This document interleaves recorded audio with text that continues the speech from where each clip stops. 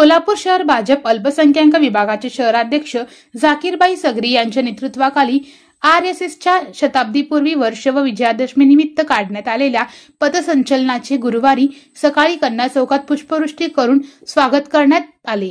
69व्या धम्मचक्र प्रवर्तन दिनानिमित्त न्यू बुधवार पेठेतील उद्यानात भारतरत्न डॉक्टर बाबासाहेब आंबेडकर यांच्या प्रतिमेस पुष्पमाला अर्पण करून अभिवादन करण्यात आले। राष्ट्रपिता महात्मा गांधी यांच्या जयंतीनिमित्त रेल्वे स्टेशन समोरील त्यांच्या पुतळ्यास पुष्पमाला अर्पण करून अभिवादन करण्यात आले।